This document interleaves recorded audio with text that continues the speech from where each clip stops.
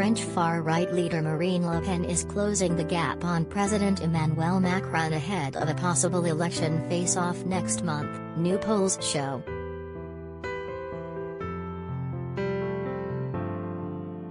Macron has long been the favorite for the two-round election on April 10 and 24, with his handling of the diplomatic crisis caused by the war in Ukraine seen as boosting his chances.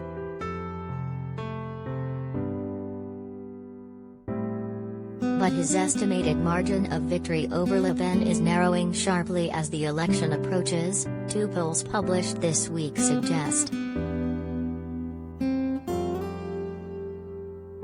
If they faced each other in the second round, a poll by the IFOP Fiducial Group published on Monday indicated Macron would win by just 53% versus 47% for Le Pen, who had gained 3 points in a week.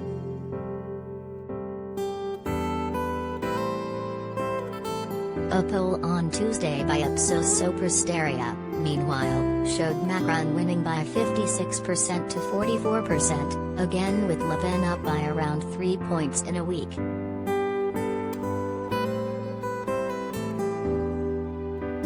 Aides to Macron sought to play down the change, with one advisor saying Tuesday that it was a simple correction after a sharp rise in support following Russia's invasion of Ukraine on February 24.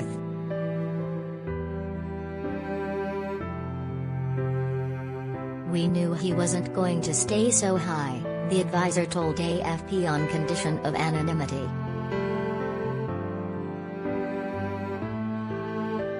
But the shift in momentum is being seized on by Le Pen and her anti-immigration National Rally Party, with between a quarter and a third of voters believed to be undecided about how to cast their ballots.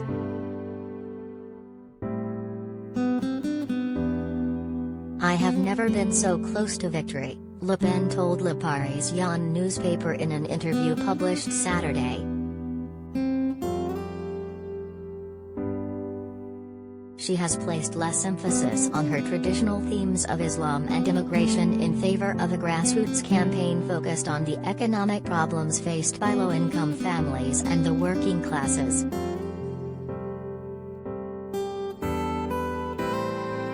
Macron has largely shunned the election campaign so far, but during his first public walkabout to meet voters on Monday in the eastern town of Dijon, he heard plenty of complaints about inflation and rocketing fuel prices.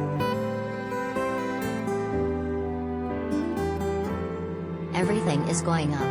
Put yourself in the position of a French family. It can't carry on, people will go nuts," one 46-year-old salesman told him.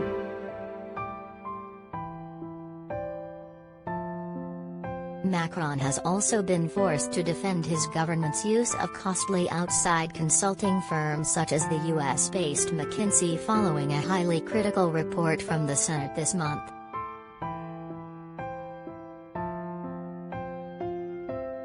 The investigation found that the value of such contracts had more than doubled between 2018 and 2021, reaching more than €1 billion, $1.1 billion, last year, a record.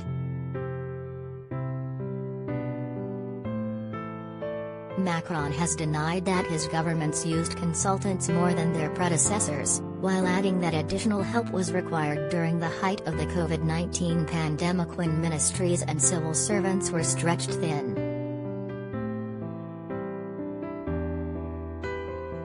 "It's a complicated issue that will sway those who are already convinced that Macron is a president of the rich, but it's not a widespread issue," political analyst Philippe Moreau-Chevrolet told AFP, referring to the label given to Macron, a former investment banker, by his critics.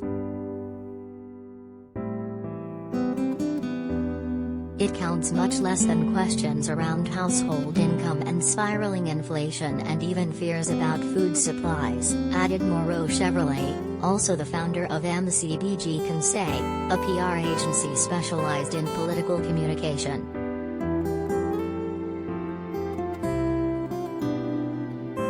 Experts emphasize that pre-election polls are a snapshot of voting intentions at the time they are conducted, and that the outcome of the election next month remains uncertain.